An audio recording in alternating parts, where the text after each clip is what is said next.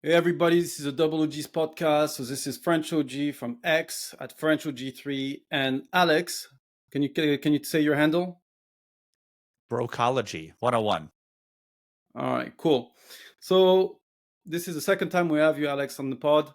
The subject of the pod will be how game is actually operating under a woman's frame without even you knowing it, right?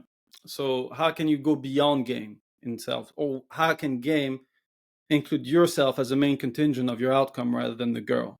All right. So the reason why we basically had this podcast was Alex basically made a comment about how many times, from a post of mine, how many times you'll find with girls with abandonment issues, right? Which Yep. he ushered the idea of attachment styles, which I have said to him, it is a shrink-sponsored industry terminology in order to help women cope with the fact they're completely dysfunctional. And I said, no, it is just a way to include women in some type of framework to better cover up their low self-esteem, which all of them have, or close to.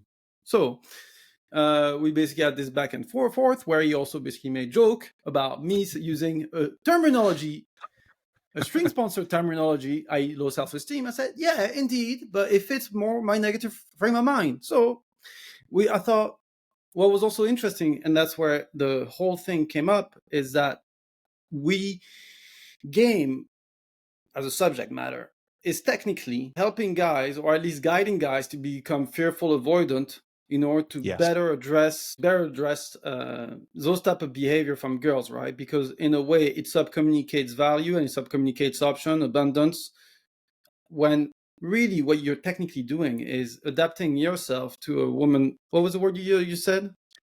Sickness or whatever? What was it? Yeah, well, someone who has like psychological or mental health issues. Yeah. So technically, when shrinks are basically increasing the scope of potential conditions in order to basically make themselves more billable, guys, oh my God, guys like myself, well, like I used to be, were increasing the scope of how to deal with malfunctioning individuals in order to not be more billable, but in order to be more fuckable. Yeah. So what does that make us? Outside of opportunistic as weasel, actually, guys are not much better than the people they fuck. Yeah, you end up dating the girl that's at your level, no matter how hard you try. The girl you're gonna get with is gonna be at your level. So if she's really avoidant, and you put in the effort to like play therapist and figure her out and be like, oh well, she's doing this, so I'm not gonna text her for 2 days, and I'm not gonna double text her because then I'm gonna come off as this. It's like, bro, that is so much work, and so it's so much work. And if you had options, you just wouldn't do it. You just wouldn't do that kind of thing. You'd be like, this is bullshit, and you'd leave. You leave, and everything is about right. So for me, it's when it comes to communication and psychology, right? You think about it this way: if you focus too much on your identity, what happens is you focus. It's the reverse of focusing too much on the messenger rather than the message, right? Why are you focusing too much on your identity? Is most likely because you're feeling like you're lacking of one, so you have to reinforce or overcompensate that, right? Think about it this way. We were talking about it earlier. It's like, why do you need to put science next to a subject? It's because it's lacking one, right? Yep. So, but at the same time, right, if you focus too much on the message, so technically you're only catering to your ego, which your ego is just the worst thing in terms of when it comes to making personal breakthrough. So that's when you focus too much on the messenger, i.e. yourself, right? But when you focus too much on however your message is going to be perceived, you're turning yourself into a fraud because you're not putting enough respect into who you are and how you're going to deal with things, right?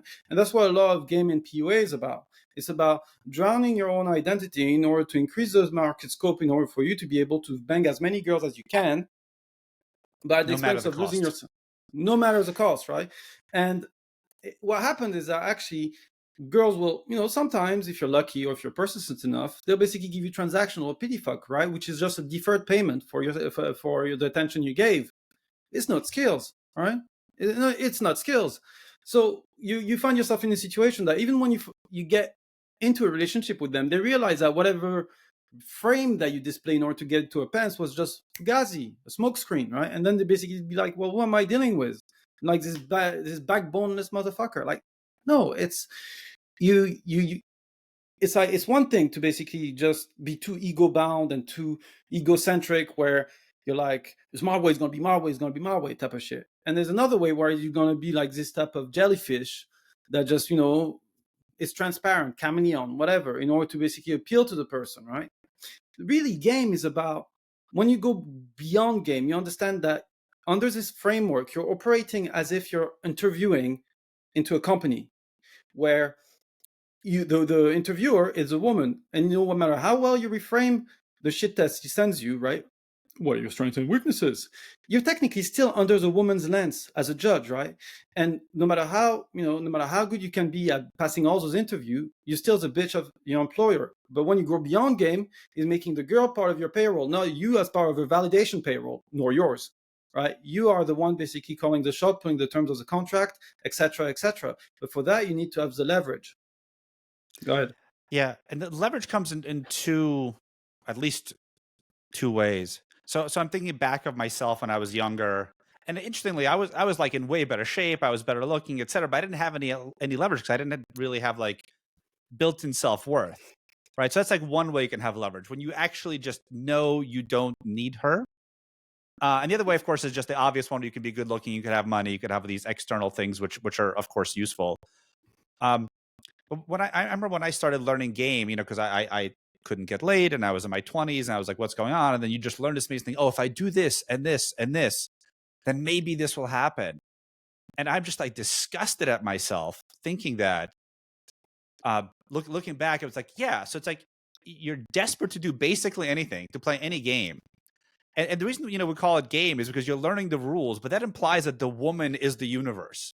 Like you're like this like character in this universe, and you have to learn the rules to succeed. But you know what? Like the guys who have their shit together, they don't think about any of this shit. They are the universe. The women are playing their game.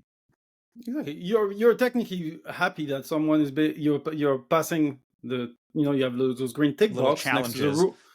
Yeah, next to the game itself. Think about it this way, right? I remember I was like, it was a Twitter conversation, not Twitter. It was a Bumble conversation I had, and it was this girl saying, "Are you up to the challenge?" And I'm just like, "No." No. No. Why do I have to prove myself for you? Like, come on, like seriously, no.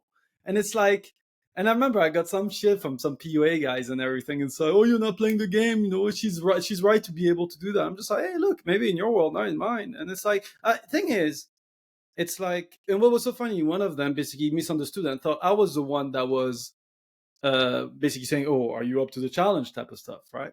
And he started basically shitting on me because I was like, power gaming, or I was kind of like, if you have to basically say you're a challenge, then you're not. And I'm like, yeah, indeed, right, totally right. But he thought I was the one that wrote that. And then when he understood that, he misinterpreted it, and it was a woman that did. It was funny because then afterwards, oh no, but of course she's right. That's even more of a problem for you because you didn't basically rose up to it. I'm just like, well, thing is, who are you trying to Why? validate yourself? Exactly. Who are you trying to Yeah. validate yourself from? Like, thing is, think about it this way, right? When you're technically still in the process of being game mode type of shit, it's a bit like when you're in bed, right? You're just there, you're like, oh yeah, great, I'm gonna fuck, right? And then what happened when you basically bust? You got post nut clarity. But once you're not needing that validation, needing that poon, needing that external thing from the woman, then you're in post nut clarity before you even actually interacted with her. So Yes. it's like you gotta reach that stage. You gotta reach that stage, right? And it's like, hey guys, it's like, grow up, right? Grow up. I wonder, do you think guys kind of have to go through that phase of trying to learn the rules and learn to play the woman's game before they can get to the point where they don't need to do that anymore, where they have the self-worth? I'd say most of the time, yes. Most of the time, yes. Because I mean, don't get me wrong, right? Through the process, I learned good. I learned a lot about psychology. I learned a lot about communication. I learned a lot about reframing, about subjective reality. And technically, game is just let's say, the It's like platform under tactical which, psychology. exactly, psychological warfare, right? It is the idea that objective reality doesn't matter. It is just a battle of subjective reality slash frame. And once you understand that, you realize that actually, no matter what someone says, it's not about the reality of what they say is true. It's about how you react. Will it confirm the reality of what they stated, or whether you'll manage to put a shade over that reality they stated that is more positive towards you through misinterpretation, through ignorance, through agreeing and amplifying. But really, technically, when you actually look at the way game has evolved over the past 10 years, even 20 years, it has gone from a very offensive driven mental frame of mind, which is like peacocking, demonstrating of high value, blah, blah, blah, into diffusing shit test. So it's a very much more of a defensive stance. And for guys, to go back to your question, is a lot of guys, they need to, like, I find that if they're not necessarily established, right, or if they're coming from a position of lack, because generally that's what happens when you're doing game. It's like, or when you're doing anything, it is generally because you're feeling you're lacking in something, right? Yep. So for example, they didn't fuck as many girls as they wanted, right, or they didn't get the female appreciation they were seeking, right? And generally you'll have a number of how many girls you need to fuck in order to kind of like get over it, or you'll just basically be caught up by time, which means that your sexual drive will be lower, therefore you will not be as as dependent to your sex drive, thus to the sexual validation. And most likely you've already have established yourself as someone that has got other source of value than female validation. And there is actually how you're talking about a sense of self-worth earlier. This is how your sense of self-worth happen, right? And maybe, and even sometimes you do find guys that are, around their mid-30s that didn't have that experience back then, that are trying to play catch up, or people that were married for a long time basically got divorce Yep. raped, and then afterward, they basically be, like, where am I headed? Where am I finding myself? I need to kind of like get to grasp with things.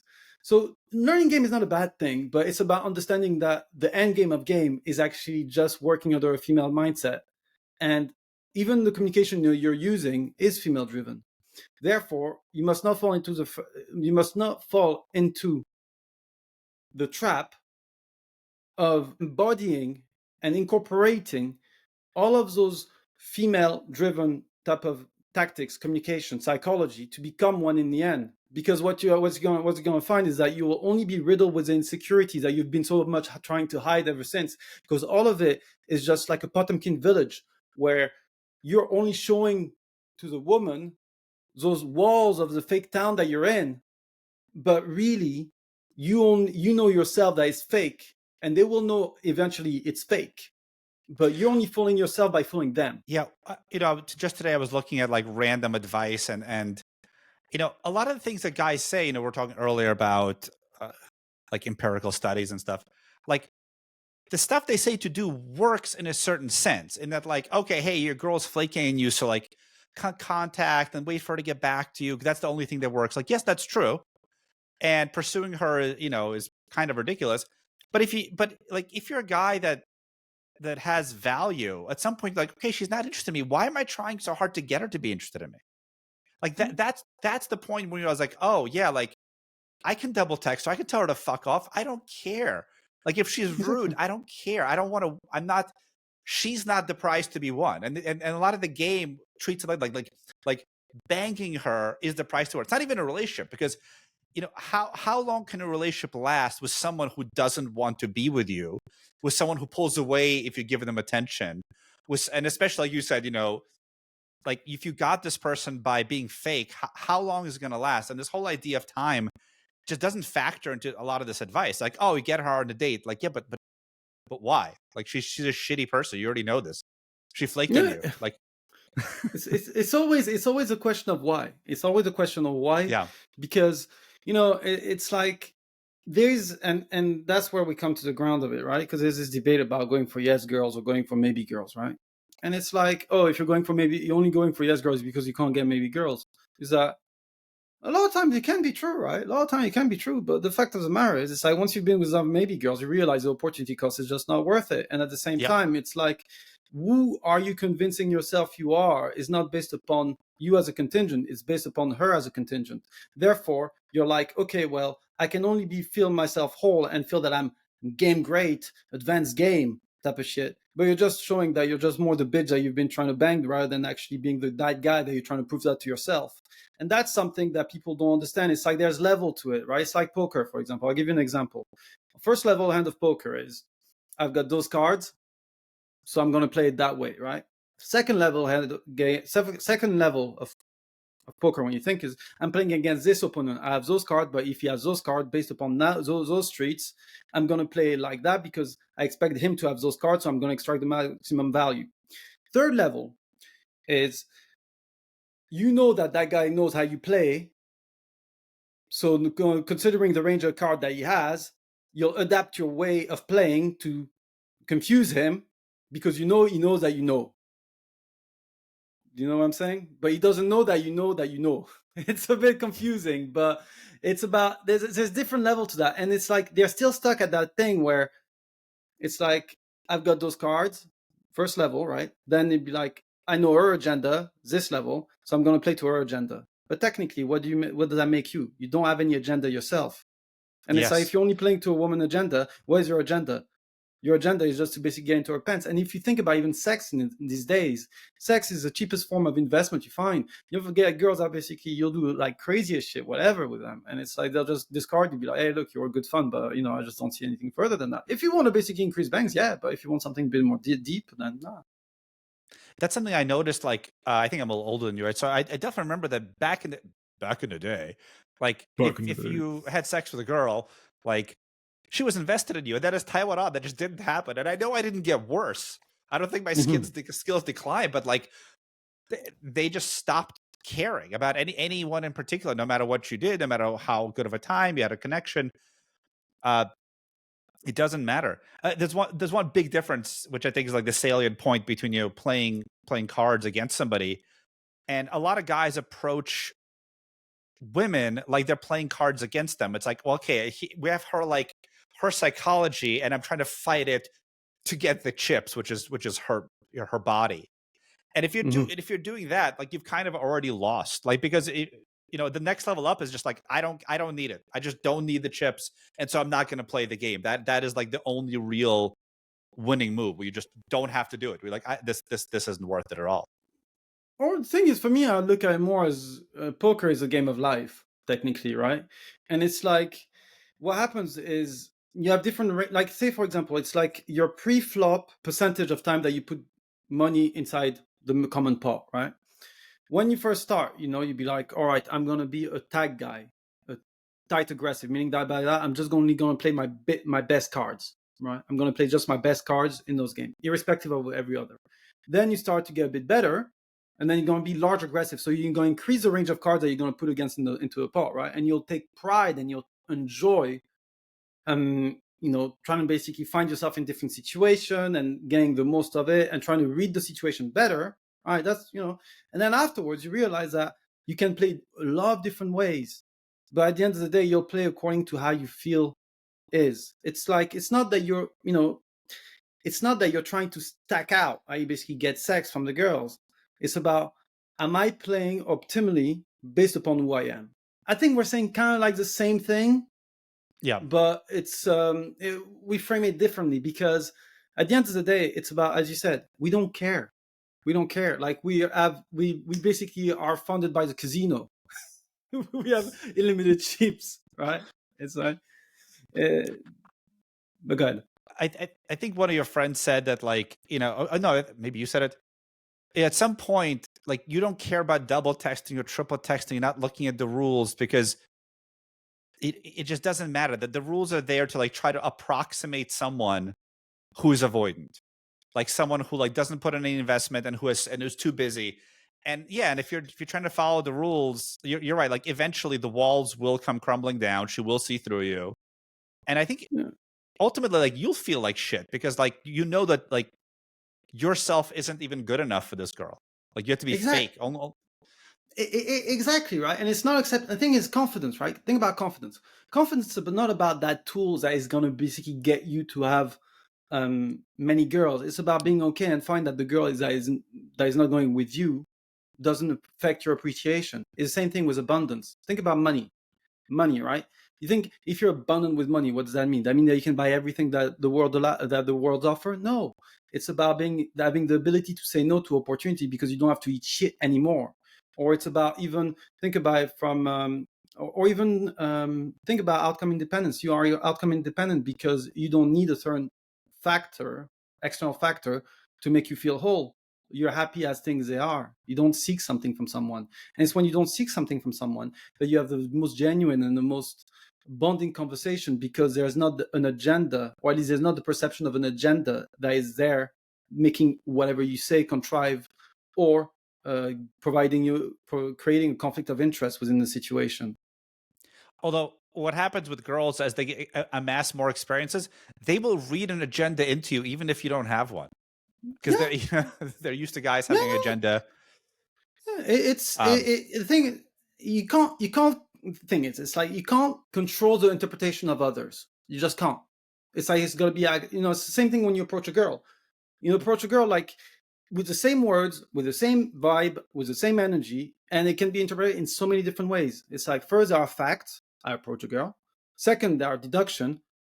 Why did I approach a girl? Like why do you think I approach a girl?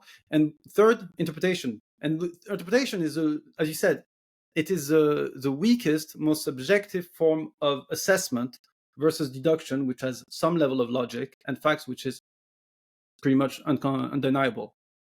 yeah, and that's also the one that's going to be trusted most, which is the interpretation, right? It's going to be the emotional response, and she may not know why it happens. You certainly won't know why it happens, and if you try to control it, it just isn't going to work. Um, yeah, you mentioned playing different ways depending on, or just like taking different approaches. I'm quite fond of reading some of your like Bumble interaction with the girls because it's so clear that like you just don't care what happens, and I think they get, I don't know how to say it. They get quite surprised, to say the least, by like the nonchalant reactions, because I think they're just not used to it. They're used to like finely calibrated, pandering, and you're just not giving them to that. No, no, right? Like, but the thing is, for me, it's, I don't know if you've read my Martin Eden post. It's called I may have Martin not. Eden. It's called Martin Eden, or the End Game of Red Pill Revenge. And it's about this individual that rose up from working class background to being this top level writer, right? And he carried over, and he basically carried through all the people that were with him along his journey, because he felt indebted, because he was true to his ideal, even at the expense of his short term rewards. And he was always seeking genuine connection, type of stuff, right? And he rewarded those people that provide the genuine connection, and he remembered where he was coming from. And the girl who was originally his muse, the girl who was originally supposedly the one that had his back, that he fell in love with, and that who fell in love with him, was originally from a very high bourgeoisie, high upper class. And when push came to shove, she basically followed her family ideal of basically marrying the judge, rather than go for who she truly loved, who was him, right? So basically, she decided to go for the contrivedness of endogamy rather than the genuine side of romance. And when he became that famous writer, her mom decided that she should marry him. But then, because he grew himself from, mustering all of those experience from rising from, starting from the bottom, now we're here. Um, he rose from the bottom to get up there, and his writing was, inspired by the social tragedy and emotional tragedy that he was under. So taking her back when she came back was an abomination in terms of genuine character that he's always been rewarding. However, it was at the same time it was the way for him to come to peace with the realization of his excessive knowledge, which is bringing him all of that hatred and disdain for the world as it is, because he became disgusted by the fact that people were attracted to him by his fame and fortune, because he was going against who he truly was. And going back to the conversation, which was quite a long tangent, whenever I feel a girl is trying to weigh me out, it's like, like, oh, but what exactly do you do? Oh, but what is exactly your title? Like, and for me, I play dumb, right? I just want to see how far, like, sometimes it's just to make easy conversation. So I like to give benefit of the doubt. But because for me, I just thought it's great material to show the level of, low key prostituting, gold diggingness, of a girl. I'm just like, and that's how you get the information. It's about not giving enough information and trying to basically have them, you qualify to them, and you not really qualifying to them, and how much of an extent it's going to be important to them. And that's why I'm laughing at guys, especially after 30, right? That think, oh no, she's in for me and everything, like you just don't have skills. Like, mate, it's like you're just gaslighting yourself based upon what you want to believe in because you have a vested interest in believing you're that guy. But technically, once you take out that variable, what does that tell you? You're irrelevant. You mentioned a book before. You mentioned writing. Aren't you like publishing a book? Did you publish a book? Yeah. No, I worked on this book with 007, which is called Charisma. Unleashing your charisma. Unleash your charisma, right? Because what happens is you can technically be who you are and still be resonating with women. Yeah, it goes back to authenticity. But sometimes, and that's the whole thing about improving yourself, right? It's like, what are you improving yourself for? Are you improving yourself for your personal outcome, getting better with women, getting better in business? So we worked on this whole spectrum where we want you to get the best outcome without you having to catering to others. So what does it do? What is your best means of communication to reach that, right? Because communication is 90% nonverbal and is 10% verbal, right? And generally verbals are used as a way to compensate for the fact that you cannot convince without the nonverbals. So it's charisma. So how is charisma divided, right? You have that aura, you've got that affability, and you've got that authority. And it's technically you presenting yourself to the world true to yourself or in your improved self because you basically worked on yourself in terms of how do you sound when you speak? Is your tonality all right? Is the tempo? Is the volume? Is, let's say, just the velocity of the words that you use, or at least the switching and changing between the tone, the velocity, and volume of your words impacting? Because tonality is 45% communication. And then it's all about also body language. Can you display the fact that you're a confident person? Can you display the fact that you basically have aura, that you have presence when you speak? And also the last thing is about presence. Presence is not only about how you speak, but how you listen. How, for example, when you really look into someone's eyes, when you really listen and actually feel that what they're saying is really important, you really matter to them. Because what happens is most of the time, people are not listened to. That's why they go on social media and they try to scream and vent and whatever or seek validation because they are not properly listened to. They want to get that reflection of who they are because they're lacking, I wouldn't say validation, but they're lacking being heard. And when you can be that person that can provide that to other people, you become valuable because the feeling that they feel within themselves is associated with you being around them. And more importantly, it's also about you being able to create within yourself a state of mind which is going to be push your emotion to be more towards that. I'm a motherfucking negative motherfucker. Like, sorry, just I'll finish. I'm a motherfucking negative motherfucker because I'm French and I'm miserable cunt. But if I want, I can literally visualize things, visualize a state, or listen to things that are going to put me in that good frame of mind. And frame of mind is very malleable if you look at it. And whenever you basically can biohack your frame of mind into the different situation you find yourself in, this is where you have real leverage. Go ahead. Sorry. Oh, it's all right. I remember when I was like in my mid-20s or so, and I kind of started realizing that like so much of what's happening is about frame of mind. And, I think everything you said about charisma, like one of the things, maybe the most important thing is that you can't have your attention on yourself. Like you can't be thinking like, what will this person think of me? Because then your attention's inward. And that's what's called being awkward. All those awkward people, they're thinking, what will others think of me? How do I act in such a way that others will accept me? Whereas people who are confident, they almost cease to exist. Like you said, they pay attention to you. They look at you. They think about you. They're listening to what you're saying. They almost have like, they're not there. You can't find them in a sense. Like they'll respond and they'll react and they have their emotions, but they're not self-aware. Yeah. In that And the negative thing sense. it's so funny because the more self-centered you are, the less self-aware you are. which is quite good, which is quite how do you say counterintuitive. It's at the end of the day, people will make judgment about you whether you like it or not. Whether you can be you not saying anything or you not doing anything or you doing something, they will make judgment, and those judgment will be varied based upon their personal and respective life experiences. Simple as that, There's right? nothing you can do about it. And it's like people will think, and that's another thing, which is where so this whole thing is very interesting, right? I first took things not personally because I was following the game mantra where don't take things personal with a girl, right? Because most of it's not about you, right? And then I was influenced by more of the red pill type of shit where it was like everything's about yourself, right? You wouldn't do this for Chad or whatever, Ah, all, yes. all of this, right?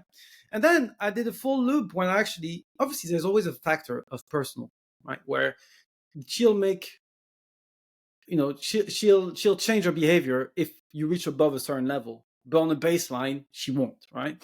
Because it's like when you go on a date, right? She already knows whether or not she's going to fuck with you. How fast it is upon how much discount she's going to apply.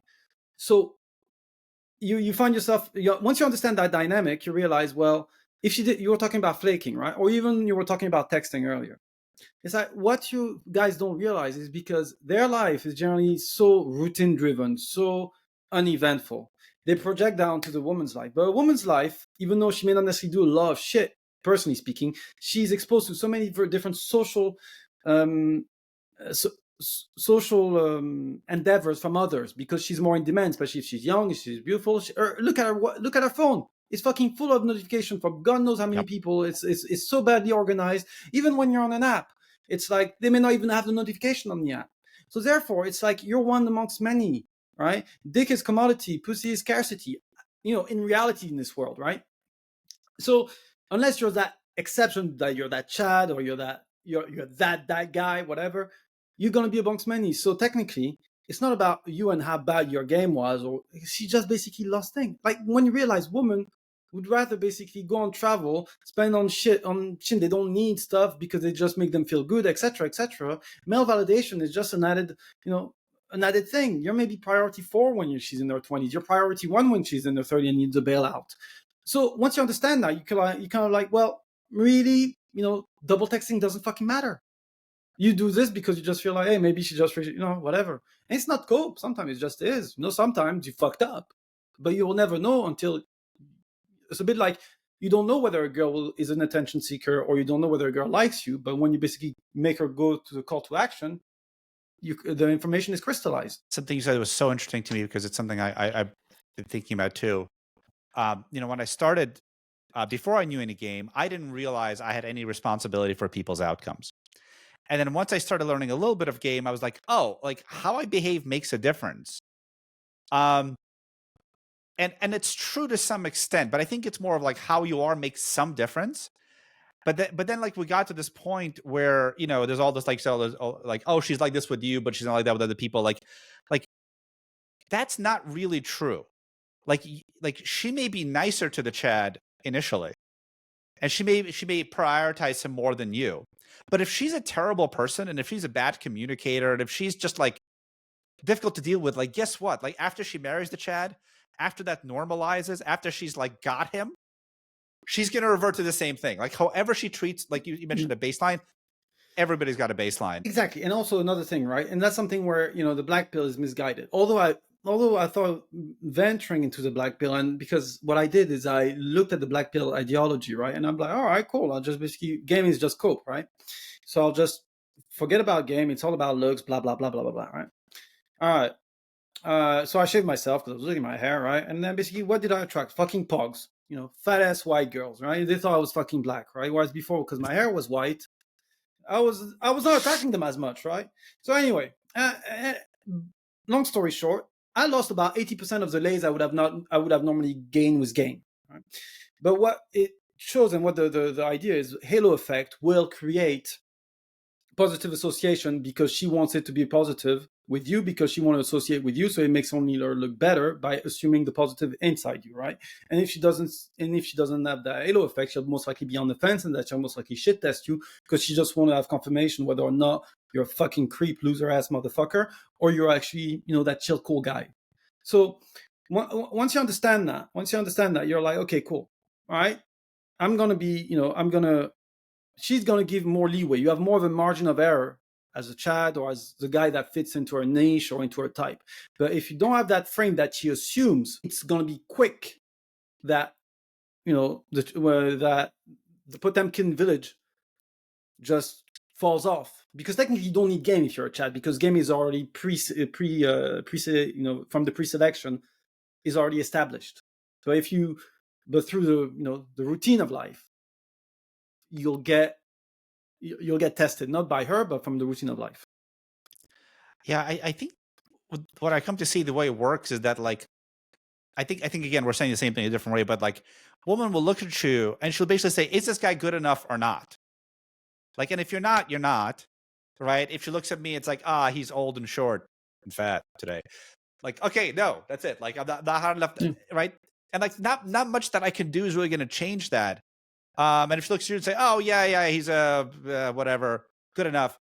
But then, like, how she behaves after that, it really isn't about you.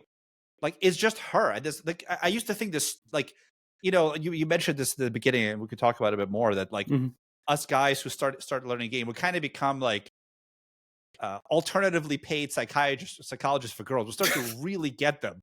Like, we start to think deeply, like, what does she mean? What is she thinking? What sort of like trauma does she have? Why is she pulling away when I do this? Blah, blah, blah. And we're doing this because we're really hoping we can influence her behavior in some way by modifying our behavior.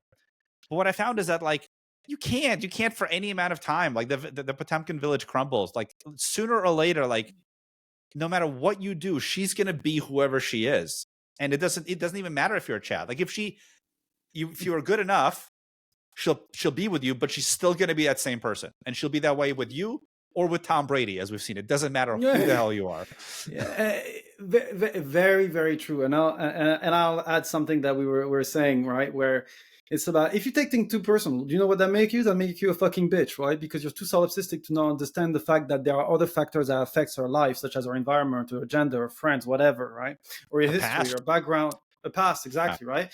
You find technically, right, like game is technically being a bitch by operating under the female rule setting, right? But being red pill to the point that you actually find yourself in a situation where you make everything about yourself because you're not Chad, / being black pill, that makes you a bitch as well, because you don't think that there's a world outside of your own self, and you make it all about you. If you all make it all about you, you're just a fucking woman. And it's like, and you're overly sensitive about shit, right? And it's like, mate, if you have that presence of mind, and if you have the ability to take a step back and look at things from someone else than just your own lens, you realize you're not that important, and that's where the whole principle of, you're not special, it's just your turn, has some sense. One of the things that's pissed me off, and this is like something I've seen more in the recent years, a lot of these guys spouting a lot of, like, I guess, yeah, the way you put it makes sense. It's like, it's very solipsistic. It's like, you can do everything. If you're just more masculine, if you have more of this, if you have more of that, if you have more authority, and it's like then she will behave this way. Like, no, she won't. Someone else will. Like, maybe if you get these traits, then you can find a woman that has those traits as well. But like, to think that you are going to somehow like drastically change a specific person is so like self-absorbed, and it's just false. It's not true at all. Yeah, it's like bitches be like, oh, I'm gonna be conditionally feminine to someone. Hey, look, you're not a fucking butch one day, and you're not Cinderella the next. It's just completely ridiculous. Yeah, you may have some ability to nudge, because, say, for example, yourself, right? You deal with someone with gravitas. You're not going to be as much, like a guy that's got gravitas. You're not going to be as much like in your face, right? You'll kind of, based on your survival instinct, you'll be like, well, you know what? Maybe I should calm down a bit. You know what I'm saying? Like, yeah. It's like you're not crazy, right? You're not crazy, but at the same time, you will not completely absolve yourself of who you are. And it's also about that thing where thinking, who are you masculine towards whom, right? It's like, it's always a relative. It's like, if you just think, I'm going to be masculine, under whose lens, right? So you will be masculine to someone, and you'll be feminine to another person. It's about the yin and yang, right? It's about level. Think about it this way, right? If you're 80% masculine, you're most likely going to fit with a girl that is 80% feminine. It's like, So the 20% masculine that she has is compensated by the 20% masculine that she has is compensated by your 80% masculine. So that makes 100%, right? And conversely for her. But yeah, it's guys think that they're just this one way. It's not. And you touched on something else, which was what? So you were saying about how it's so self-absorbed, right? Yeah. Yeah, to think that you have so much influence over her personality and her behavior by how you behave, and by like, oh, if I'm really masculine, she'll fall into her feminine frame. Like that's some bullshit. Yeah. It's like, look, at the end of the day, people revert back to who they are, whether you like it or not. And it's like, it's not a cop out. It's just, especially after a certain age, if they have been molded a certain way, it's a bit like, even for example, think about it this way. You'll find women that after a certain age, say, for example, they become a mom, right? So they become a mom, let's say at 38. But what happened is they already built their identity through their trials, their tribulation, their experience, etc. And they realize that they have to basically fuck off their nail appointment, their weekly nail appointment. They'll have to, and it frustrates them. They have to be that mom that they're not used to be. They have to cater to someone else other than themselves. And they're And going they to be don't resentful. realize. Exactly. And guess who's going to basically take the blame? Because it ain't her. It's going to be your sorry ass. And as a guy that basically, has to kind of like oversee all that bullshit.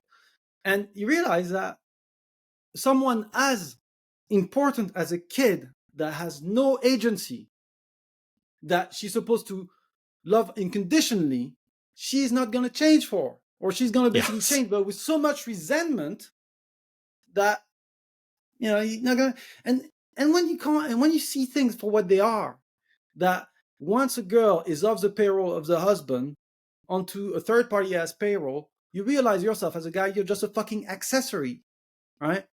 And think about it this way. I remember there's this, I've got a friend, a girl that is a friend. And she matched with a lot of high value men because she's very good looking, etc., etc., and she's very nice for someone that's good looking. On top of that, urban legend, right? Anyway, and and and I've seen some text exchange, right? And the guys are just like, "Oh my god, you're just so nice." I'm just not used to that, right? They're almost like they lose their supposedly their frame. They say, like, you just have to be nice as a girl. When we say that, they're like, no, it can't be possible. It can't be possible. And guys that are supposed to have, Expectations are low today. Yes. yeah, exactly. Guys that are even though on the top of the pyramid, and I know because I see their profile. Private equity associate. Like fucking entrepreneurs. Like, and you can see from their profile that they have the lifestyle to back it up, or at least they're a very good Tinder swindler doppelganger. But even them, if you think that you just because you're going to be a high value man, you're going to get like rock star treatment, it only shows that you're not one because you've not lived it. There's something interesting you said about, let's say you come across a person with gravitas, right? And you're like, okay, I got to chill myself out. I can't get too crazy, right? But even if you're around that person if let's say you're around that person for a while, you'll and if you can't act freely, you'll build some resentment. And I guess in a natural world, if it's like a dude and you're like, all right, that's the alpha guy, and if I challenge him, he's gonna kill me, or maybe not as bad, but like there's consequences. All right, maybe then that could keep your behavior in check. But if you take away that corrective mechanism, right? Well, what would happen if the guy doesn't really have any power? So, and I think that's what happens to girls who get like the Chad, like I've seen this guy. I know guys who are like very like you said up there who get married, and it doesn't matter. It doesn't matter how much of a Chad there. It doesn't matter how successful. It doesn't matter anything because you don't have that. There's no actual, as you said before, leverage, right? Like there's no leverage legally, and therefore practically and realistically, there's no leverage, and they would return to baseline. Everybody, it's not a woman thing; it's a human thing. Like we all return to our baseline of how we interact with people. Exactly, and in that baseline, either you embrace it and become who you truly believe yourself to be, based upon your value, your ethic, your authenticity, whatever, right? Or you're trying to basically change it and not accept that each and every one of us is different, or at least have some specific that you have to be proud of. Because technically, like a lot of guys, instead of learning game, it's just about accepting who they are, where they're coming from, what they represent, and live alongside with it, and be okay that people will vibe or not vibe with that. Only by accepting that fact, they'll already become much better at game or much better at seducing or whatever. That's called mental health, That man. Now you sound like a therapist. You got to be careful. you know, I'm not being paid like one, unfortunately. But anyway, and when you think about this, right, you're already basically gonna attract the right people doing that. I mean, don't get me wrong, right? I'm gonna write a book on toxic game and try, but to talk about the dynamics behind how the dread and the anxiety draws attachment from a person because of the imagination that is working in your favor, right? But every time that basically the crystallization of what they've been longing for so long uh, come to fruition, they realize that a lot of that imagination was just smokescreen, and they get resentment because at the end of the day, it's not as if as all of the build up in the narrative that you created for yourself is not as good as a reality. But it's great in order to draw people in, to get them invested, in order for them to kind of like, from an ego perspective, it's great. It's great. And going back to the thing about the gravitas thing, right? Which is interesting because think about it this way: like you deal with I remember I knew this hedge fund manager, like hundreds of million worth of dollars of net worth, right? Hedge fund were like hedge funds. I think he was like about 6 to 10 billion asset under management, whatever. And he was literally that guy that was like literally kicking ass to everyone in the company, right? Kicking ass to everyone in the company, and but when he was at home, it was like the wife was literally whooping his ass, like morally and mentally, like he was a bitch to his wife. Huh? Anyway, but what happened is that because everybody was afraid of him, he didn't have the genuine, feedback from people because they always were worried for their job, were worried for their next paycheck, worried that because it's a very tough industry to get in, and you unless you're like that brand name, that people want to head on to, like you may go back into the sell side because the buy side in finance is the place to be.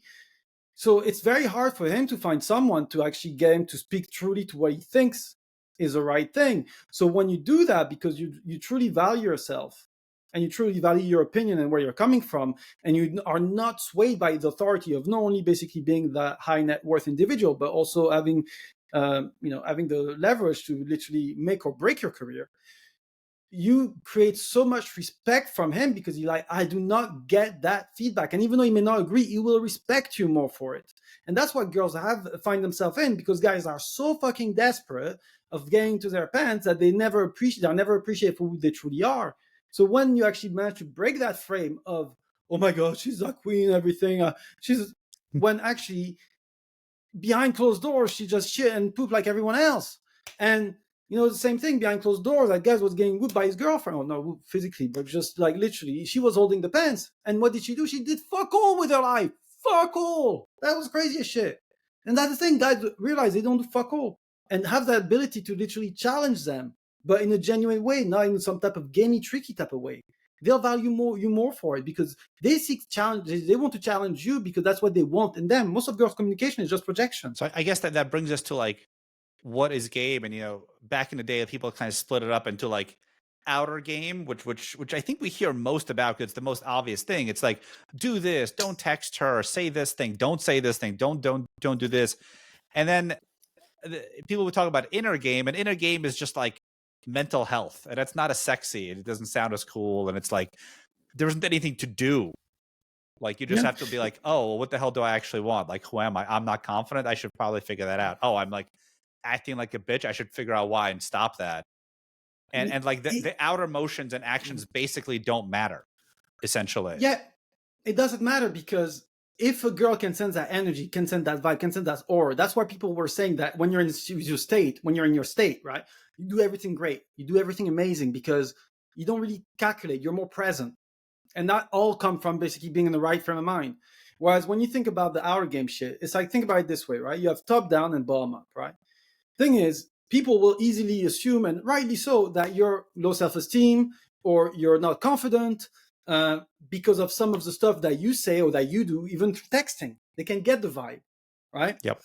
And that is because your frame of mind is not right. So they'd be thinking, you know what, I'm just going to do a bottom up approach where I'm going to focus on the outer signs that may bust me out as non-confident without doing the Yeah. work on the top end side. Whereas when you do the work on the top end side, think about it this way, right? Like, all right, adapt your personality.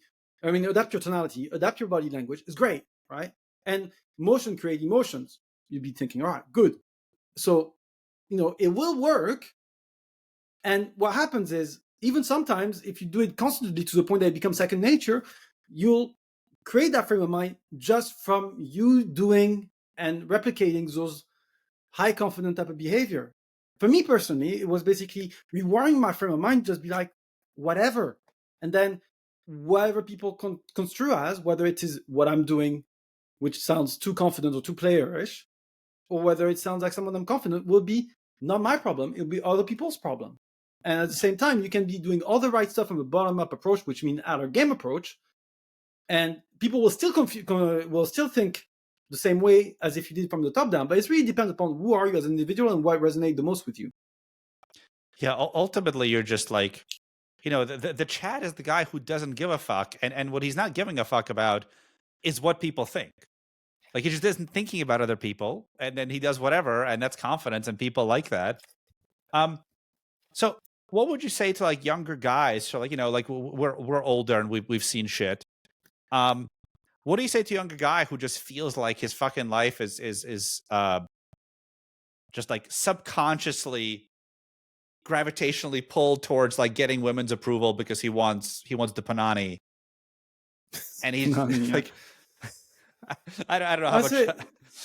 I'd say it's not like, look, don't get me wrong. I used to have that high sex drive. I used to basically want to fuck everything that moved, right? At least that he had like some hole, and that was not a man, and that was half decent to look at, so that the next morning I'd be like, what the fuck have I done?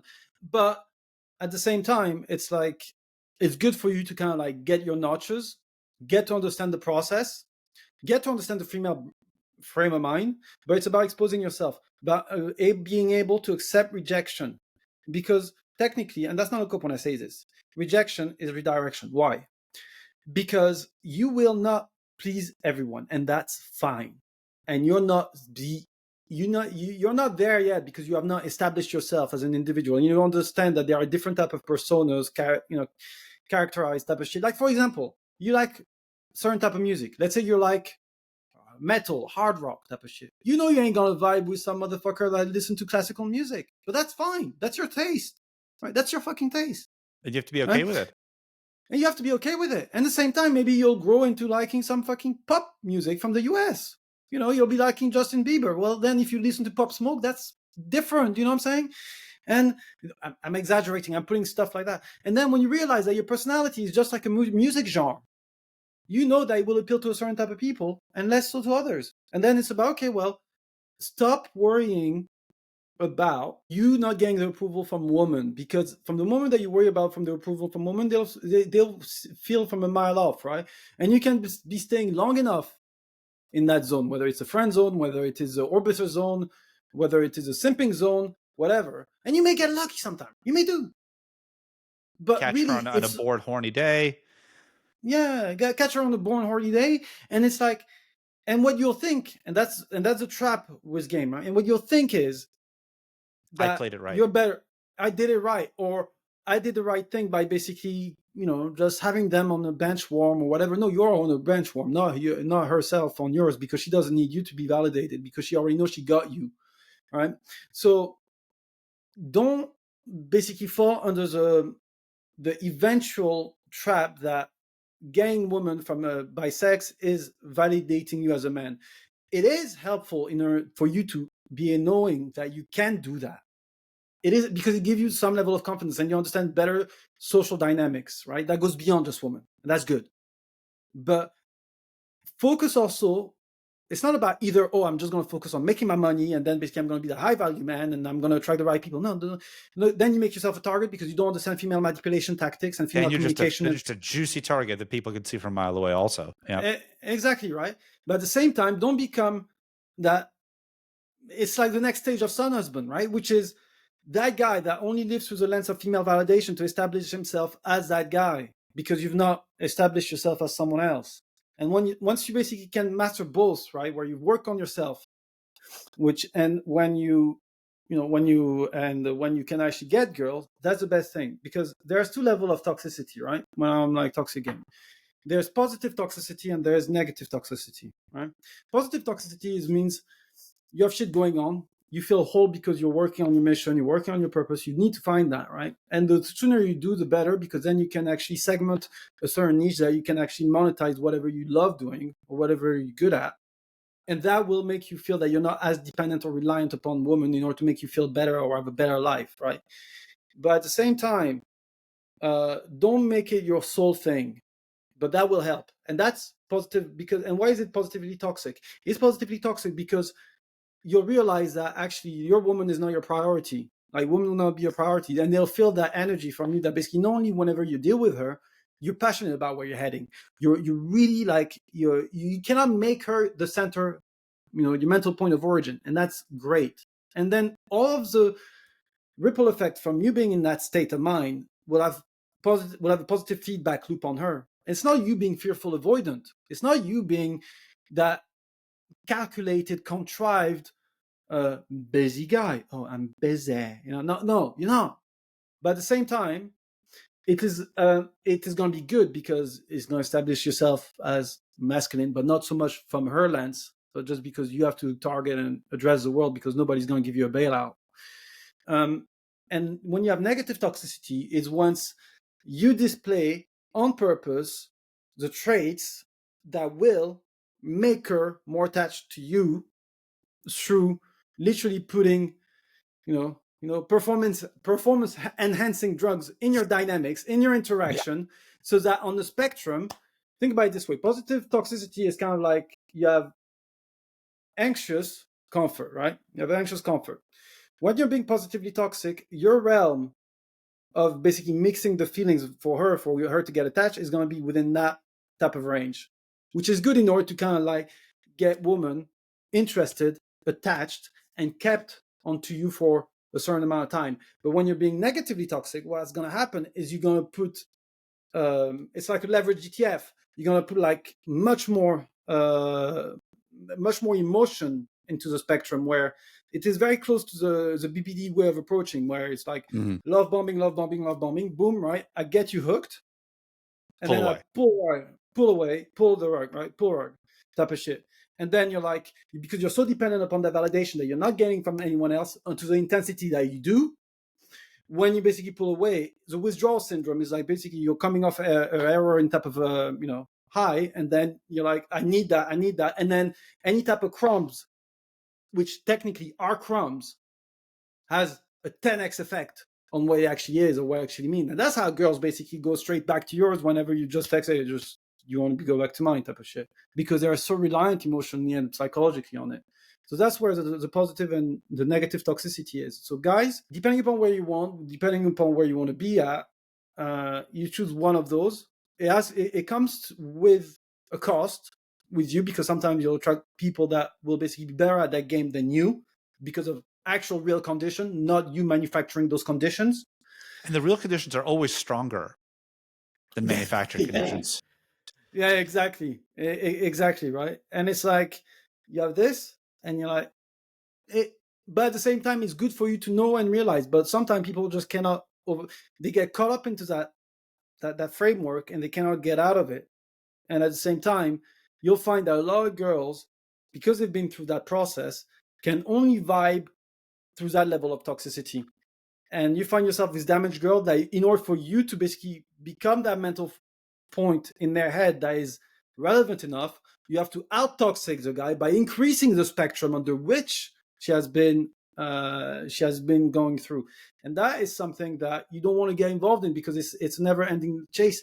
And going back to what I said earlier, you'll find yourself in a situation where once she gets the validation, it's not about you that she actually liked.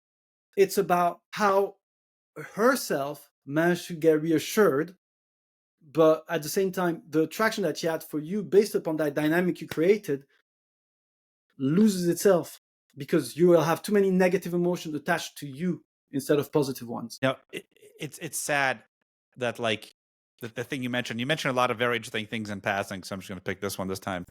Yeah. But like, I used to meet people kind of like tangentially related to like the what did you call it, like, you know, the adult play world, like the bondage world, Yeah. and I wasn't really involved in that, but I knew how it went, and I talked to people, and it was just like you said, like, you know, people like, oh, I'm into a little bit of this, and then little by little, it just like whatever they needed to feel something would expand.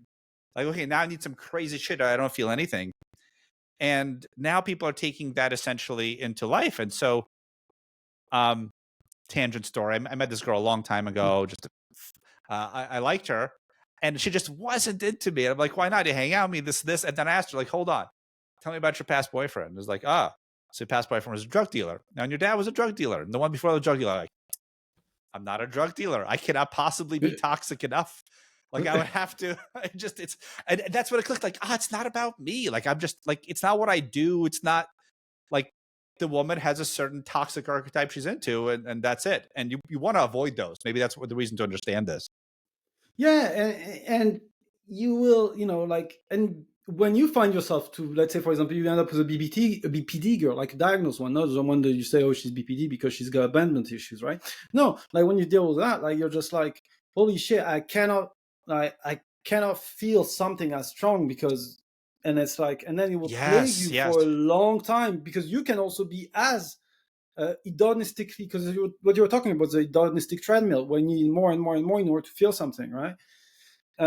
You'll be fine and stuck in that loop where you're always seeking that extra thing, and you will not be able to appreciate people for who they are because the emotions and the story you told yourself. Because a lot of time romance is just a solipsism where it's about the story you tell yourself rather than the reality that it is, and you only live in limerence based upon what you're feeding yourself of.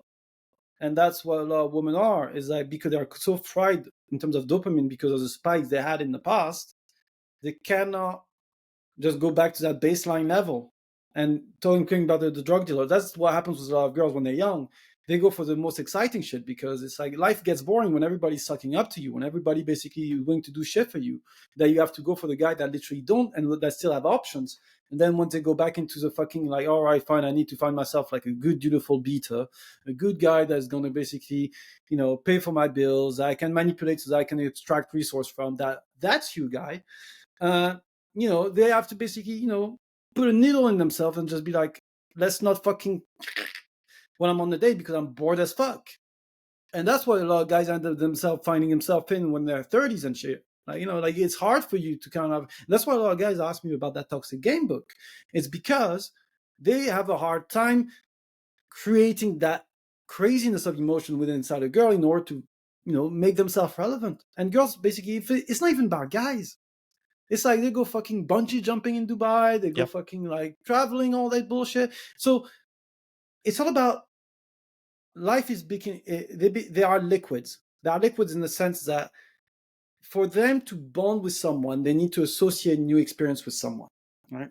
And as they build more and more experience through their, to the fact that they're having their girls trip, they're having this, they're having that, it becomes harder and harder for guys to become relevant in their realm. And guys, a lot of them want to have a girl, right? But because they're only already attending to all of the shit that they're doing on the side, it's harder to create those bonding through associating through common experience that she will associate with you. You may think that basically going diving in the Pacific Ocean, is, like, yeah, it's a great activity, but because she felt good, she will associate that with you. But as it's harder and harder for guys in general, without the monetary means to do those extra stuff that she hasn't done because she didn't have the opportunity because she hasn't me, it's segment from those experiences a lot of guys out for them to actually yep, properly bond and create that thing. And the older they get, the harder it is. yeah. It's a shame, like, we're hoping, at least I'm hoping, that if people read your toxic book, it's like, well, this is like the defense against the dark arts. Like, here's what you should know, and then like, don't do this, and avoid people who do this. Is the only answer to this just like optionality? Like that's what I come to see. It's like you need to have enough options or come across enough people that you find someone who just isn't messed up. Because like once a girl, I mean, I think it's true for some guys, but it seems to be just true for a lot of girls. Once a girl is like down that path, like she's not coming back, right? and there's nothing you could She's do not. about it. So what do you do? No, this is not. So, like on that book, I don't. The thing is, for me, like I give tools to people. I'm not there to basically be moralistic about things, right? I'm like, hey, look, you do this. Disclaimer, warning. Those are the potential risks. Those are the potential benefits. But I'm not telling you not to do it. A lot of time, because for me, I had to live it with my own experience in order to basically make my own point of view. I didn't want to rely upon anyone else at great cost sometimes. But when it comes to that, I totally agree with you. Most of the time, they're just going. They're foobar. It's like it's done, far beyond recognition. So it's about. Remember when I was telling you about abundance, right? Where it's not when it comes to money. It's not about you being able to buy all the shit in the world. When it comes to optionality, it's not about like yes, when you've not reached that stage where you have you have that abundance in optionality, because even though you don't have many girls on your roster, you don't really care. Like you see me on those apps, I really don't care. And at the moment, I don't have like that many girls on the roster because, to be honest, I just can't be asked anyway. Because it's like it takes a lot of my bandwidth and my time. I have a couple that I basically really, really like, where in terms of their personal, like because what you'll find as you get older, right, is that when you really vibe with someone, you just cannot deal with people that you don't really, really vibe with. Yes. Yes. So No whenever you matter deal how with good someone, looking they are, nothing. You're just like, I just can't. I just can't, right? Because that level of openness, that level of communication, that level of just back and forth will pale into comparison when will be such a high fucking like threshold compared to all the other girls that you're dealing with that you're just like it's just so you see that because you become so focused on quality that quantity doesn't matter. And that's something, guys, that once they understand that, they realize that having a roster of 5 girls, maybe a 2 or 3 maybe girl that are just there to fill up the bed whenever both of your agenda clears out, uh, and having 2 girls, like, it doesn't really matter. Optionality is not about the number of girls that you have, is about the ability to be okay with not being with any, because again, you're not contingent upon outside factors for you to feel completely good from a frame of mind. Sounds like Buddhism, basically. Like divorce yourself from the suffering caused by material desires. Yeah, I mean, there's that French writer called Alain Soral, which basically has very, very, how do you say, how do you call it? I'm trying to find the French word. Uh, Subversive, very Hmm. subversive. Right? I mean, mostly because he talked about subject that you should not talk about. Yeah, not very friendly towards your people. Let's just say it things Yeah. like that. Anyway, and he wrote a book which was called The Misery of Desire. Mm. Because desire is just a source of your imagination. Your imagination is a source of yourself being non-content with who you are and what you don't have. And then once you understand that, you're like, well, I'm actually the maker of my own misery. So yeah, just don't desire it as much, but at the same time, don't use it as scope in order to not do fucking shit. Do you think it's worth it for, like, if let's say you're a younger guy and the stuff we're saying is just like, yeah, I don't understand how you guys are in that mind state. Do you think it's worth it for young guys to just like pay for it? Just be like, all right, like I can't get sex from a normal girl, but you know what? At least I know I have the option that I can find a prostitute, that I can go to like Southeast Asia, and just so that like that idea exists in your mind, even if you're not, even if It you're goes back. unfortunate Yeah, skilled. I think it goes back to what you were saying earlier, where not earlier, but like in our previous podcast, where Yeah. basically if guys were to go to Southeast Asia, they realize the level of care, attention, just respect, overall experience that they have with some women. They'd be like, "What the fuck am I accepting? Like subpar treatment, feeling like I'm some type of fucking option Z to a bitch that basically is out of time." Yeah, like that is a good type of experience, and I'd say so. Think about it this way: from when it comes to guys that are young, you cannot do that once in order to kind of like lose your virginity or anything, to kind of like take away The mystique the and image, power. the mystique and power, right?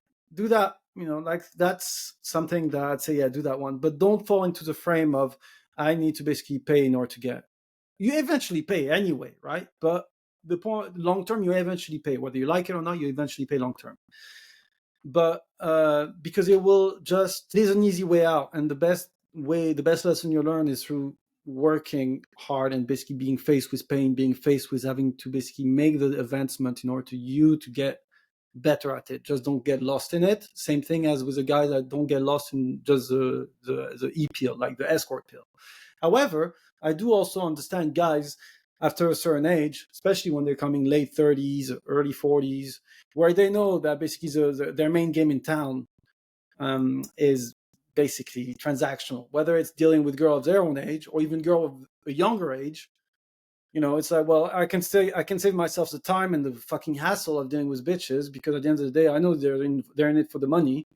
Because to me, I believe in the age pill when it comes to I believe in the age pill when it comes to black pill, right? Like the peak for men is generally between in their 20s, up to late 20s, maximum late early 30s. And it's not that 37, 40 years old, because then you're just literally a pay pig or beta bucks that basically doesn't know he's one.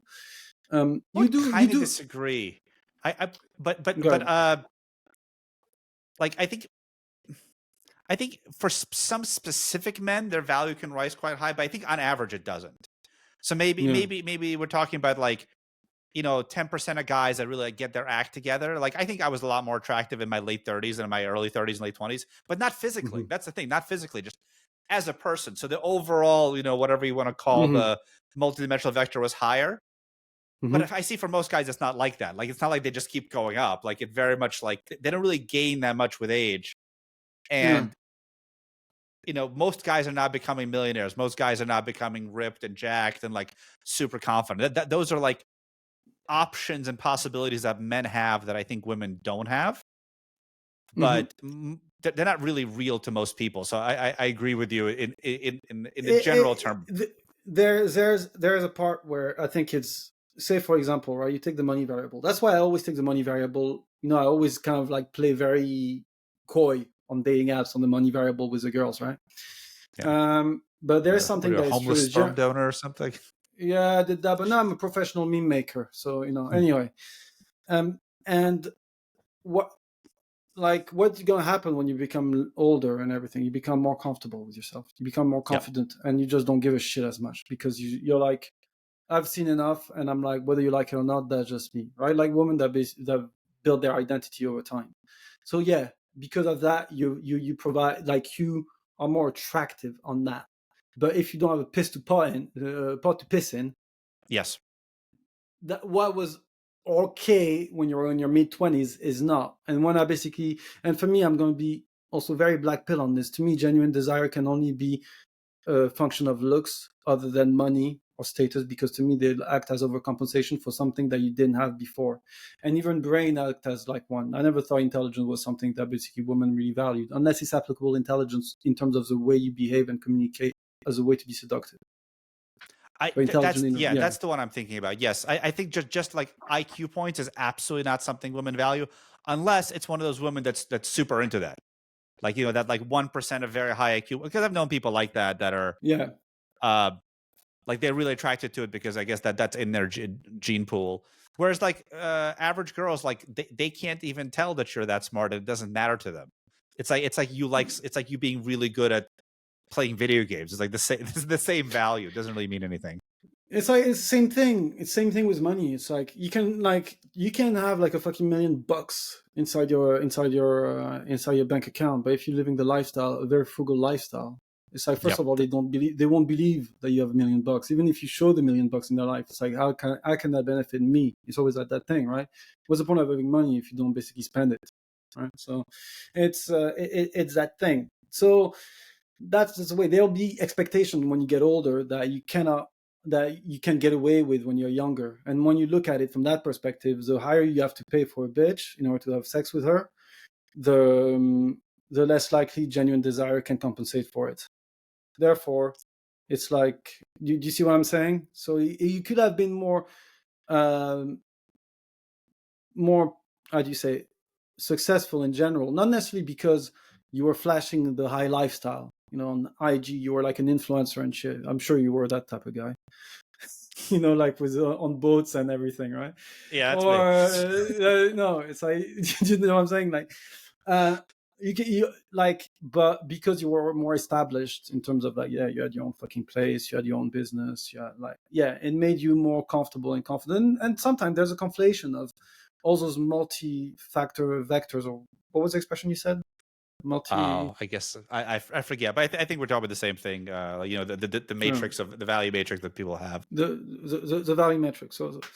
So yeah, and at the end of the day, guys, like if you come to that stage where you know that it's the main game. Like I made a post that actually went relatively viral, which was kind of like the real world for men is accepting that after a certain age, you're not gonna have your ride or die as a girl.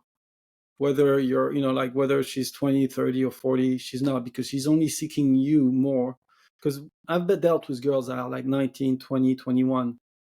When they deal with a guy that is above 30, and especially above 40, they're looking for a father figure. And Yep, that father that's true. figure, what does it does? What does it do? Not only Provides. the provides, exactly. So therefore, that's what I'm saying, beta bugs. But there's also a level of masculinity and a level of frame that comes into play that they cannot get with a guy of their age. That level of maturity. Yeah. Yeah. I think it's possible. I think we're agreeing. Like there are some cases where it's not that the H pill doesn't apply. Just you can extend it a little bit longer Yeah. if you're having a pretty good exponential return on other things like your self esteem and your finances. But you're right. Like I don't think finances create genuine desire. Like it's some combination of looks and chemistry and like brain chemistry. But if the girl has daddy issues and you strike a certain daddy chord with her, that will be a genuine desire, even if it's not a healthy one. Yeah, I mean, don't get me wrong. We had on the podcast a guy called Jason, right? Like 40 plus year old, like a fucking massively jacked, tall guy, came out of a long term marriage, right? And the guy's like literally slaying 20-year-olds and everything. And he was saying to me, like, yeah, great. You have like to have that, that really nice money is great for logistics, right? Put yourself in a good Yep. position, like have a nice little pad with like some nice lights and everything. So girls are like, oh yeah, great, all that bullshit, right? But at the same time, he's so head and above heels of his competition because he's got like a top 1-2%, body, even for guys like not even from his age range, but in general, that it's like they can feel the testosterone coming out of him. On top of that, he has great energy. He is like you can tell that he's not beta boxing in the pure sense of Yep. in the pure sense, because even when I deal with him and everything, it's like like sometimes I remember I had a call with him once and I was in the shin mood and everything. It's just like it's uplifting, right? And it's like it's intoxicating. It's communicating that energy good on you, right? So you're not completely stuck as a 40-plus-year-old in terms of getting girl to really want to fuck you for you, right? But it's like If you start when you you're will, 40, you're probably stuck. yeah, because also you'll have lower amount of energy, and I've seen that like over the past couple of years. Like my energy is just like, man, fuck this shit. It helps me to basically have that nonchalance and that ability to kind of like be like, yeah, fuck that shit, I'm not having it. But at the same time, it's great from a defensive standpoint, but from an offensive standpoint, about creating Yep. that seduction, creating that vibe, creating this, it's taxing emotionally, especially because I'm not seeing as much the gains Mm-hmm. as I used to. For example, if you're coming out of a 20-year marriage, it's like you missed out on a lot of bitches and a lot of pussy. So it's like you come back, you're just thinking, oh great, I'm in the candy store, let me grab some fucking Haribos.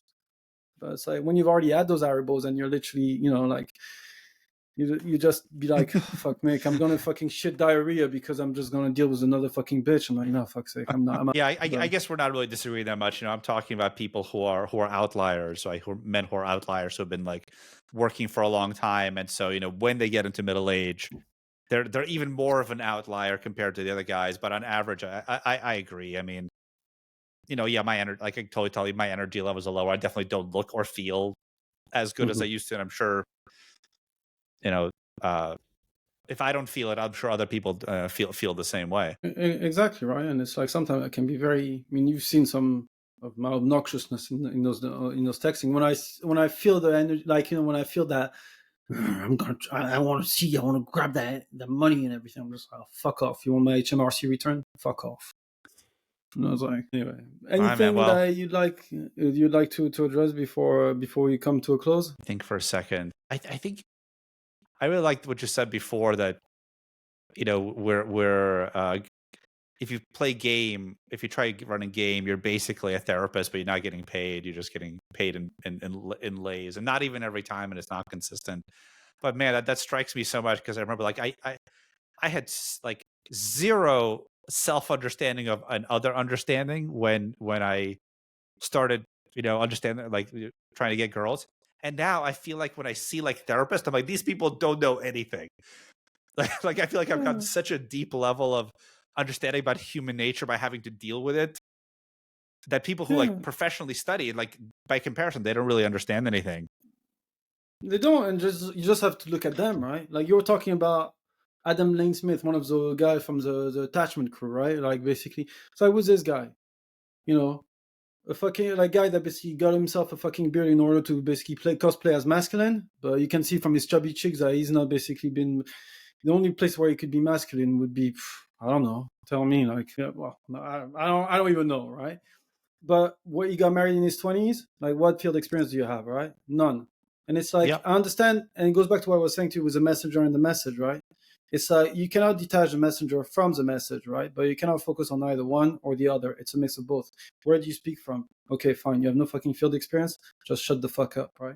That's the thing, right? And it's like you may use your credential and your degrees and everything, but if you basically like, the end of the day is, where are your receipts? I mean, how many fucking girls you, how many girls you fucked, right? For you to basically come to a situation where you're creating a narrative using your credential as a backbone for that narrative, you're just as, you're just as fake and empty as a lot of those professionals who just, are armchair commentators.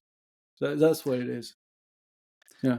Yeah, it's I don't hate the guy, but like I'm disappointed by how people like that. I see a lot of with like what are they like the tradcon people because like I get their message, and I guess like I think it'd be great if people were traditional conservatives, be a good world, but like they don't get like where they're coming from and where everyone else is coming from. They don't get that they happen to be born in a family and born in a place and born in a time where they got together with someone in their 20s. They have no idea what it's like to fail and screw up and just to be like not have social skills and not have self-worth.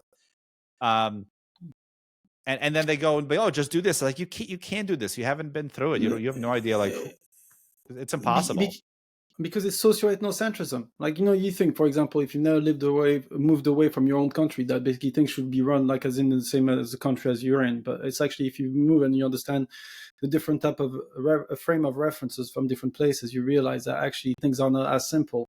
And when you look at it, when you look at tradcons, technically you have a rule book that is set to basically be buffers against your own beta trait. So you're relying upon that framework to actually not understand that the reason why you're here is because it's a function of you not understanding how things work. And you're, yeah, go ahead. You You're want to here say because you something? got lucky, basically. Like if you're married, if you got married at 20 and you have 6 kids, like you may not think you got lucky, but you got incredibly lucky to have like the right kind of upbringing and find the right kind of person. Like it's just luck. It's not. I used to think, oh, hard work. Like of course you have to put in the hard work, but like if you pick the wrong person, none of the hard work would have helped. And that's what Warren Buffett said. Like, you're the biggest decision you're going to make is going to be who you marry, because that's going to basically going to be following you until there's, especially if you have kids, until the rest of your life. And this will have so much more impact on your day-to-day activities that you have no fucking idea of the ripple effect it's going to have in your mind. Like those people just cannot understand that the way things are not as they wanted them to be, but as they just are for other people, because other people going through different life experience. Say, for example, I don't know if you saw the smart dumb thing, right? It's Yep. like if you're looking from a socioeconomic background, you'll tend to find that the high IQ, high EQ women represent 1 to 5% of the population, just because on the fact that you're looking at beyond 2 standard deviation of IQ on the bell curve, and you're already like high EQ, high IQ is going to be very rare. You're going to find them. I met a couple of them, not a couple, a bit more, but I met a few of them, right? But then you'll realize that the dumb woman, such as the one that are literally the hood rat type of archetype, going to represent most likely 35-40% of women. Yep. Why? Because they are just replicating the situation they were born in, out of It's not their fault. It's survival. just Exactly, yeah. exactly right. Then you're gonna have the middle class boss babe who are everything but a boss, but because they are just being manipulated through modern day Taylorism, where they just basically give them above average pay, which is basically just above broke salary. They give them pompous title. You give them what? And you give them credit cards, right? So that basically it make them spin the hamster wheel because of their profligate habits, and they basically have to pay down the debt that they have, but they're only there because it's a function of not understanding under which the system under which they're being exploited. But at the same time, who are they coming from? A family where they're being told that, yeah, go to a degree, get yourself a degree, get yourself a few tens of thousands worth on the debt, and then basically work all your way up to pay down that debt back, even though from a economic standpoint, when it comes to median salary, once you discount inflation, you're getting less and less money over the decades, but you're still running and basically paying for the masters that are going to be the capitalist owners. And I'm not talking like communists, it's just the way it is. So then going to represent about 40% more or less of the smart woman, right? Which are everything but smart. And then you'll have the one that is most on the middle class, lower social class, which is going to be the dumb woman, right? Which is are actually not dumb because they have a high IQ, but not necessarily a high EQ, but not necessarily a high IQ, and they tend to be in jobs that are going to be very feminine orientated, catering. They can be working in nurseries, as a hairdresser, in cosmetics, as retail sales assistant. They'll understand the ideas and logic behind charming through their sales type of Japan has orientated type so of many business. more of these women. Oh, well, bloody hell, sell Japan to the people, right? Exactly. Don't come here. And Don't it's come here. and then they'll know how to basically make the right thing to make a guy fall for them. They'll look Yes, yes, yes. down. They look down and kind of like portray submissiveness, or they will be like they'll know. Oh, I'll just use exactly the same word that he said in order for me to get for him to be like, oh And my it's all god, I'm being subconscious. They listened. don't think about it. It's just like that. That's their tool. That's what they have.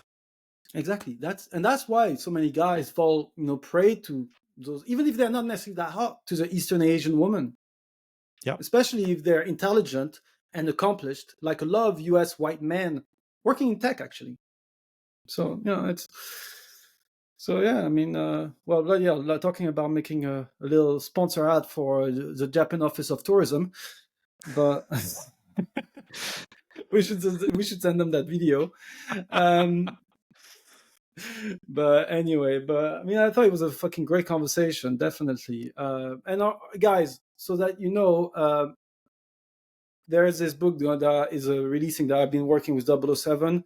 So it's really about increasing your charisma. And what is increasing your charisma? It's about communication, verbal, non-verbal, be present. The only thing is, what people don't understand about this is if you're actually not playing under the woman frame of mind or frame of the woman mindset, as in you are not playing by your rules, you're actually playing by your rule. And how does that mean? What is being charismatic? The main thing is about being present. Who are you present with? You're present with yourselves. And then that reflection onto the other person will make her appreciate you more for it, without actually you reneging on who you are. So not only will it actually improve your prospect with women, but it will also improve your prospect with business, especially if you're into sales.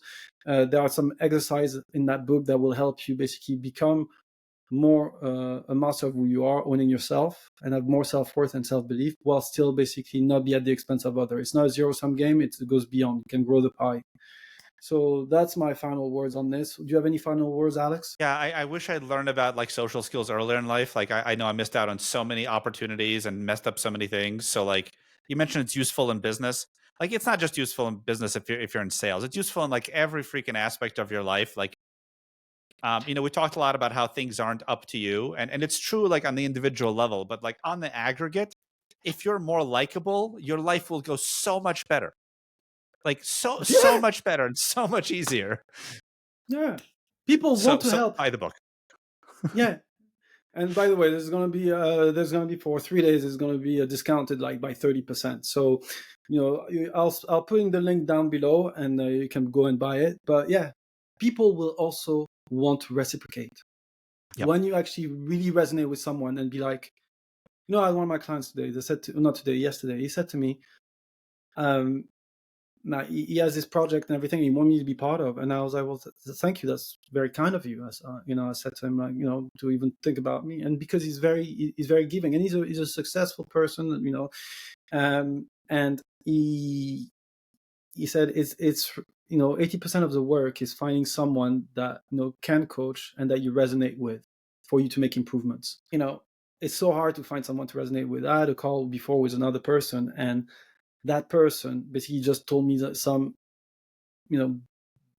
random surface level shit I didn't resonate with. And it's like, when I said to him, now you know what it's like to be on with a girl that you're on a date she finds you boring. That's exactly the same feeling. So keep that in mind, guys. If you really want to resonate with someone, go beyond the surface level. Yep. And it's going to take some courage, and you have to be okay if someone doesn't like you or doesn't like what you say or doesn't like who you are, and that's fine. That's fine. Exactly. Well, anyway, on this, we're gonna wrap up this interview special with Alex from Japan, number 2, and I'll see you next time. Cheers, folks.